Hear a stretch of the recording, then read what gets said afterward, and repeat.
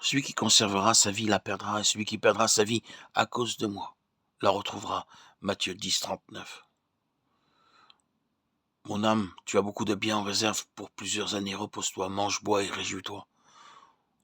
Mais Dieu lui dit, insensé, cette nuit même ton âme te sera redemandée. Est-ce que tu as préparé? Pour qui sera-t-il? Il en est ainsi de celui qui amasse les trésors pour lui-même et qui n'est pas riche pour Dieu. Luc 12, 15, 21. L'âme signifie faire que l'âme jouisse, soit heureuse et satisfaite. De l'autre côté, perdre l'âme signifie faire que l'âme souffre, soit affligée et pauvre. Cet homme riche de la parabole, chapitre 12, versets 15 à 21, à cause de l'abondance de sa récolte et de ses biens, a donné à son âme jouissance, plaisir et satisfaction dans cet âge. Il a déjà sauvé son âme maintenant. Aussi, sauver l'âme, c'est la rendre heureuse dans cet âge. Ce que nos yeux voient, nos oreilles entendent, et nos mains et pieds touchent, se fait par le moyen de notre corps. Mais ce qui, là-dedans, est conscient des plaisirs, c'est l'âme. L'âme est le siège de nos désirs naturels. Elle nous permet de sentir et de jouir. Les désirs de cette vie de l'âme demandent à être satisfaits.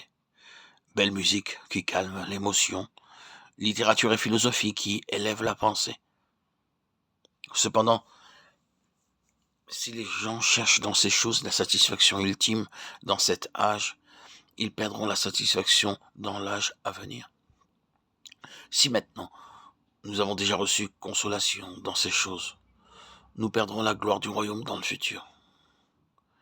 Quiconque sauve son âme dans cet âge, même s'il s'agit d'une personne qui croit dans le Seigneur, il a déjà gagné les plaisirs qui proviennent des oreilles, des yeux et du cœur. Par conséquent, dans l'âge à venir, il perdra tous ses plaisirs. Celui qui gagne maintenant perdra dans le futur, tandis que celui qui perd maintenant gagnera dans le futur. C'est ce que nous devons comprendre au sujet du salut de l'âme. Gagner la gloire, la joie, la satisfaction du royaume dans le futur, c'est sauver l'âme. Perdre ces choses dans le futur, c'est perdre l'âme. Ayant été sauvés, il est évident que plus jamais nous ne pouvons être non sauvés. Néanmoins, nos actions ont beaucoup à faire avec notre position dans le royaume futur. Donc, que cherchons-nous maintenant? Combien il est difficile pour les jeunes d'abandonner les plaisirs de ce monde.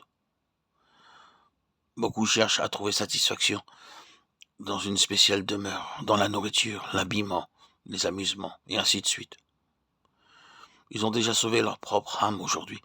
Par conséquent, ils perdront leur âme dans les jours à venir. Celui qui est déjà sauvé n'ira jamais en enfer. Mais il pourrait ne pas jouir des bénédictions du royaume. Le Seigneur ne nous forme pas pour être des ascètes. Il veut seulement nous persuader de ne pas nous laisser captiver par les choses de ce monde. Ces choses peuvent être légitimes, pourtant toutes les choses légitimes ne sont pas avantageuses. À cause de cela, Paul dit, toutes choses sont permises, mais toutes choses ne sont pas avantageuses. Toutes choses sont permises, mais toutes choses n'édifient pas. 1 Corinthiens 10, 23. Que ce soit l'habillement, la nourriture ou l'abri, nous ne devons pas les rechercher pour notre propre jouissance. Nous devrions faire toutes choses pour la gloire de Dieu. Si nous commençons à nous adonner à ces choses jusqu'à l'excès, nous nous sommes égarés. Ceux qui aiment le monde sauvent sa propre âme. Puisque le péché est entré dans le monde, nous ne devons rien chercher de ce monde pécheur. Celui qui conservera sa vie la perdra, et celui qui perdra sa vie à cause de moi la retrouvera. Matthieu 10, 39.